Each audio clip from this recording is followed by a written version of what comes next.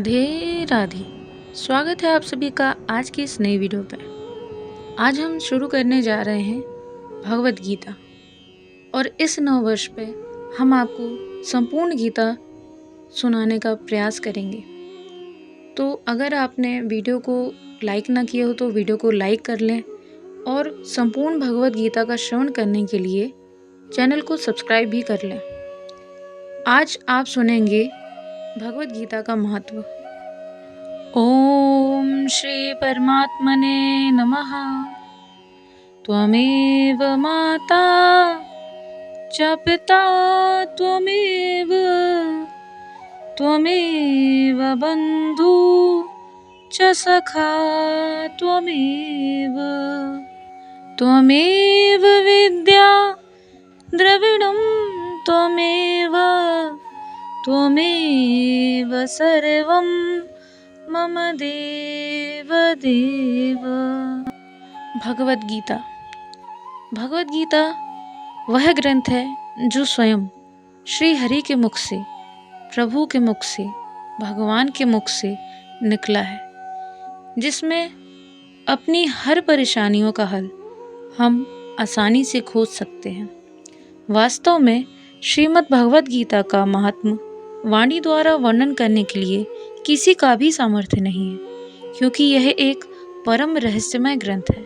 इसमें संपूर्ण वेदों का सार संग्रह किया गया है। इसका संस्कृत इतना सुंदर और सरल है कि थोड़ा अभ्यास करने से मनुष्य उसको सहज ही समझ सकता है, परंतु इसका आशय इतना गंभीर है कि यह जीवन निरंतर अभ्यास करते रहने पर भी उसका अंत नहीं आता।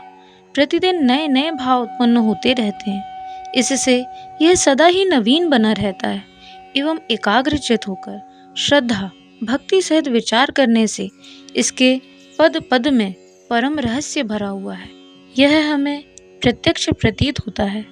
भगवान के गुण, प्रभाव और मर्म का वर्णन जिस प्रकार इस गीता शास्त्र में किया गया है, वैसा अन्य ग्रंथों में मिलना कठिन है, क्योंकि प्रायः ग्रंथों में कुछ ना कुछ सांसारिक विषय मिलता है, परंतु श्रीमद् भगवत गीता एक ऐसा अद्भुत शास्त्र भगवान ने कहा है कि जिसमें एक भी शब्द सदुपदेश से खाली नहीं है। इसलिए श्री वेद व्यास जी ने महाभारत में गीता जी का वर्णन करने के उपरांत कहा है, गीता सुगीता कर्तव्या किम नये शास्त्र विस्तरे या स्वयं पद्मनाभस्य मुख पद्माद्विनिः श्रिता।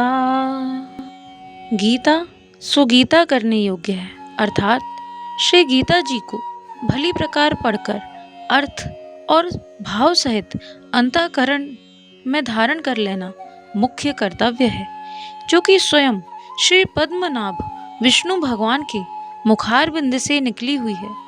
फिर अन्य शास्त्रों के विस्तार से क्या प्रयोजन है, तथा स्वयं भगवान ने भी इसका महत्व अंत में वर्णन किया है। अध्याय 17 श्लोक 37 से 71 तक। इस गीता शास्त्र में मनुष्य मात्र का अधिकार है, चाहे वह किसी भी वर्ण आश्रम में स्थित हो, परंतु भगवान में श्रद्धालु और भक्ति युक्त अवश्य होना चाहिए, क्योंकि अपने भक्तों में इसका विस्तार करने के लिए भगवान ने आज्ञा दी है। तथा यह भी कहा है कि स्त्री, वैश्य, शूद्र और पाप योनि वाले मनुष्य भी मेरे परायण होकर परम गीता को प्राप्त होते हैं। अध्याय 1 श्लोक 32। एवं अपने अपने स्वाभाविक कर्मों द्वारा मेरी पूजा करके मनुष्य परम सिद्धि को प्राप्त होते हैं। यह अध्याय 17 श्लोक 46 में बताया गया है।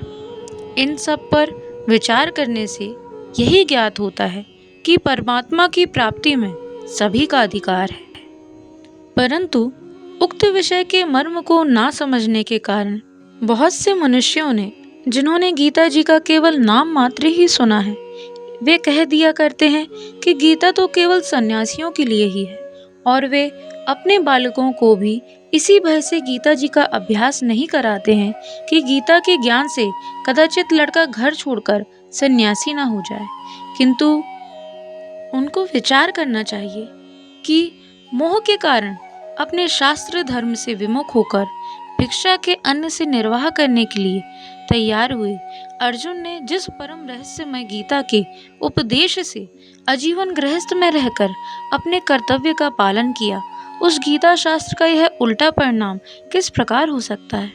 अतएव कल्याण की इच्छा चाहने वाले मनुष्य को उचित है कि मोह को त्याग करके अतिशय श्रद्धा भक्ति पूर्वक अपने बालकों को अर्थ और भाव के सहित श्री गीता जी का अध्ययन करावें एवं स्वयं भी इसका पठन और मनन करते हुए भगवान के आज्ञानुसार साधन करने में तत्पर हो जाएं, क्योंकि अति दुर्लभ मनुष्य के शरीर को प्राप्त होकर अपने अमूल्य समय का एक क्षण भी दुख मूलक क्षणभंगुर भोगों के भोगने में नष्ट करना उचित नहीं है। साथियों, अब हम आपको बताने जा रहे हैं कि गीता जी का प्रधान विषय क्या है। श्री गीता जी में भगवान ने अपनी प्राप्ति के लिए दो मार्ग बताए हैं, एक सांख्य योग, दूसरा कर्म योग। अब हम आपको बताते हैं प्रथम मार्ग के बारे में।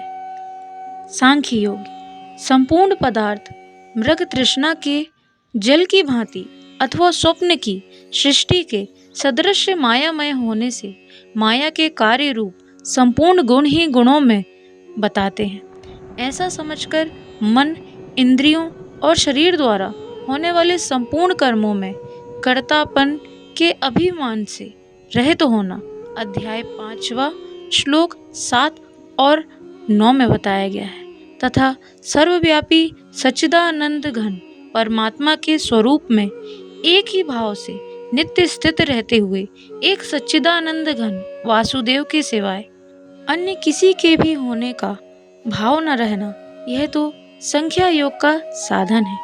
अब हम आपको दूसरे मुख्य मार्ग के बारे में बताते हैं, जो कि है कर्म योग। और सब कुछ भगवान का समझकर सिद्धि असिद्धि में समत्व भाव रखते हुए आसक्ति और फल की इच्छा त्याग करके भगवत आज्ञानुसार केवल भगवान के ही लिए सब कर्मों का आचरण करना अध्याय 2 श्लोक 47, अध्याय 5 श्लोक 10 में बताया गया है। और श्रद्धा भक्ति पूर्वक मन, वाणी और शरीर से सब प्रकार भगवान के शरण में होकर नाम, गुण, प्रभाव सहित उनके स्वरूप का निरंतर चिंतन करना अध्याय 6 श्लोक 48 में बताया गया है। यह निष्काम कर्मयोग का साधन है। उक्त दोनों साधनों का परिणाम एक होने के कारण वास्तव में अभिन्न माने गए हैं। यह अध्याय 5 श्लोक 4 व 5 में बताया गया है, परंतु साधन काल में अधिकारी भेद से दोनों का भेद होने के कारण दोनों मार्ग भिन्न भिन्न बताए गए हैं। अध्याय 3 श्लोक 3। इसलिए एक पुरुष दोनों मार्गों द्वारा एक काल में नहीं चल सकता। जैसे श्री गंगा जी पर जाने के लिए दो मार्ग होते हुए भी एक मनुष्य दोनों मार्गों में एक काल में नहीं जा सकता, उक्त साधनों में कर्मयोग का साधन संन्यास आश्रम में नहीं बन सकता, क्योंकि संन्यास आश्रम में कर्मों का स्वरूप से भी त्याग कहा गया है और सांख्य योग का साधन भी आश्रमों में बन सकता है। यदि कहो कि सांख्य योगों को भगवान ने संन्यास के नाम से कहा है, इसलिए उसका संन्यास आश्रम में ही अधिकार है, गृहस्थ में नहीं, तो यह कहना ठीक नहीं है, क्योंकि दूसरे अध्याय में श्लोक 11 से 30 तक जो सांख्य निष्ठा का उपदेश दिया है, उसके अनुसार भगवान ने जगह जगह अर्जुन को युद्ध करने की योग्यता दिखाई है। यदि गृहस्थ में सांख्य योग का अधिकार ही नहीं होता, तो इस प्रकार भगवान का कहना कैसे बन सकता। हाँ, इतनी विशेषता अवश्य है कि सांख्य मार्ग का अधिकारी देहाभिमान से रहित होना चाहिए, क्योंकि जब तक शरीर में अहम भाव रहता है, तब तक सांख्य योग का साधन भली प्रकार समझ में नहीं आता। इससे भगवान ने सांख्य योग को कठिन बताया है।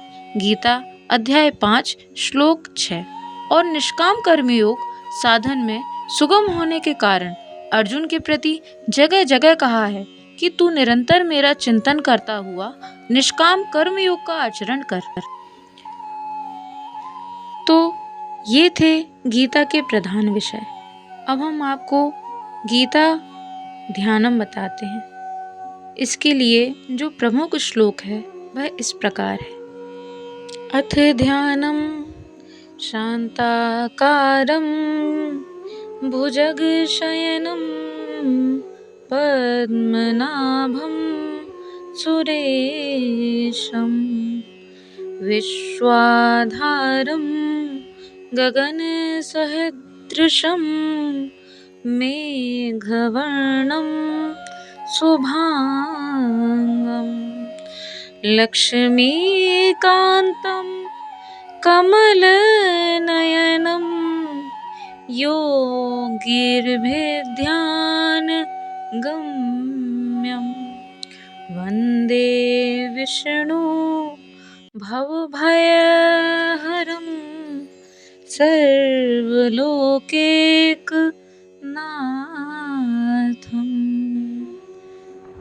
इस श्लोक का अर्थ इस प्रकार है। जिसकी आकृति अतिशय शांत है, जो शेषनाग की शैया पर शयन किए हुए, जिसकी नाभि में कमल है, जो देवताओं का भी ईश्वर और संपूर्ण जगत का आधार है, जो आकाश के सदृश सर्वत्र व्याप है, नील मेघ के समान जिसका वर्ण है, अतिशय सुंदर जिसके संपूर्ण अंग है, जो योगियों द्वारा ध्यान करके प्राप्त किया जाता है, जो संपूर्ण लोकों का स्वामी है, जो जन्म मरण रूप भय का नाश करने वाला है, ऐसे श्री लक्ष्मीपति कमल नेत्र विष्णु भगवान को मैं प्रणाम करता हूँ। अब हम आपको दूसरे श्लोक का श्रवण कराते हैं। यम ब्रह्मा वरुणेन्द्र रुद्रमरुतः स्तुन्वन्ति दिव्यैस्तवैर्वेदः साङ्गपदक्रमोपनिषदैर्गायन्ति यं संगः ध्यानावस्थित तदतेन मनसा पश्यन्ति यं योगिनो यस्यान्तं न विदुः सुरासुरगणा देवाय तस्मै नमः। इसका अर्थ है ब्रह्मा, वरुण, इंद्र, रुद्र और मरुद्गण दिव्य स्त्रोतों द्वारा जिसकी स्तुति करते हैं, सामवेद के गाने वाले अंग, पद, क्रम और उपनिषदों के सहित वेदों द्वारा जिसका गायन करते हैं, योगी जन ध्यान में स्थित तगत हुए मन से जिसका दर्शन करते हैं, देवता और असुरगण जिसके अंत को नहीं जानते, उस परम पुरुष नारायण देव के लिए मेरा नमस्कार है। तो ये थे गीता ध्यान करने के 2 श्लोक। अब हम आपको श्रीमद् भगवद गीता का महात्म्य संस्कृत में श्रवण कराने जा रहे हैं। इसे आप एक चित्त ध्यान होकर सुने। ओम श्री परमात्मने नमः। अथ श्रीमद् भगवद गीता महात्म्य। गीता शास्त्रम् इदं पुण्यं यः पठेत प्रयतः पुमान् विष्णो पद्माप्नोति भयशोकाद्वर्जितः।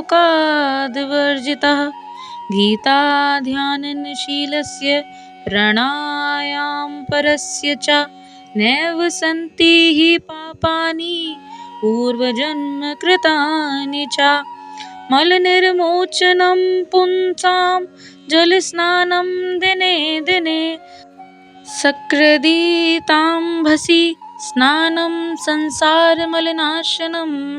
गीता सुगीता कर्तव्या किं नये शास्त्रविस्तरे या स्वयं पद्मनाभस्य मुखपद्माद्विनिःसृता भारतामृतसर्वस्वं विष्णोर्वक्त्रा द्विनिःसृतं गीतागङ्गोदकं पीत्वा पुनर्जन्म न विद्यते।